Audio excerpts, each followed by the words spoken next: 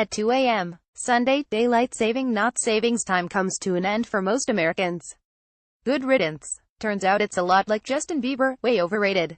People think that farmers like DST, but that's a myth. Author Michael Downing points out his books bring forward the annual madness of daylight saving time that farmers were the main group lobbying against the first peacetime imposition DST in 1966. It seems farmers don't like the later sunrise created by DST and dairy cows adjust poorly to moving the clock. But DST helps conserve energy, right? No, that's another myth burst by a study by the California Energy Commission that found a reduction in energy use under DST of less than 0.1%.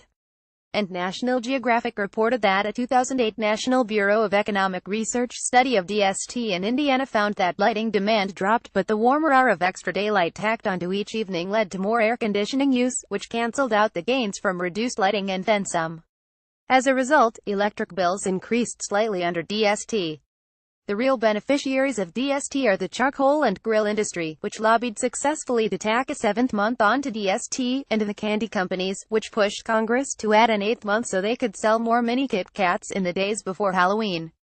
So I say, let's have Congress, which hasn't been able to agree on almost anything this year, pass a bill eliminating daylight saving time.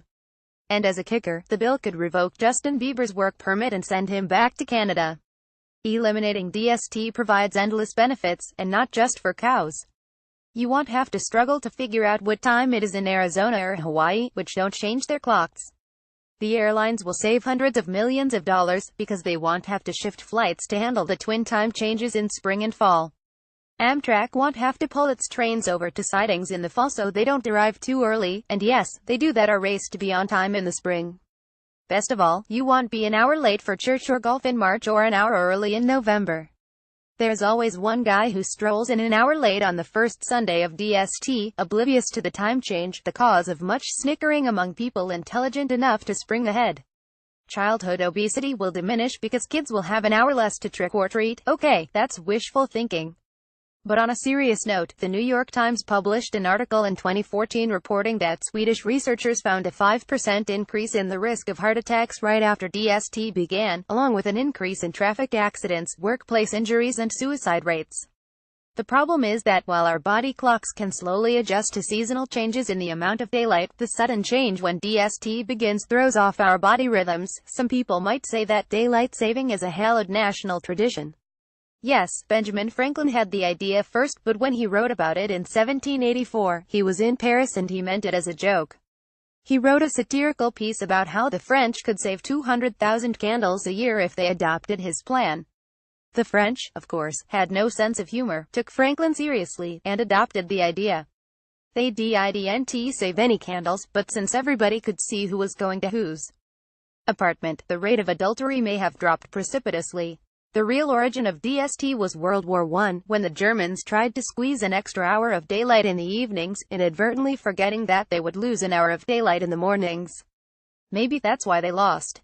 America adopted DST in fits and starts, kept it going all year long, how can you tell, during World War II, and finally made it national in 1966, unless a state opted out.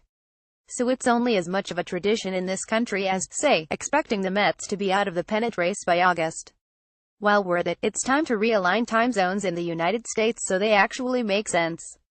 Who said time zones have to be vertical? They would actually make much more sense if the country were realigned as follows: have one time zone that encompasses most business and finance, the new important standard time, which will stretch from Boston to New York, Philadelphia, Washington, Chicago, Denver, Salt Lake City, Dallas, and Los Angeles.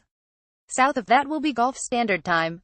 Just north, Redwood Standard Time, which will separate Southern California from Northern California, which is what both halves of the state have always wanted anyway. Sending Bieber back to Canada, maybe that's the only thing all Americans can agree on.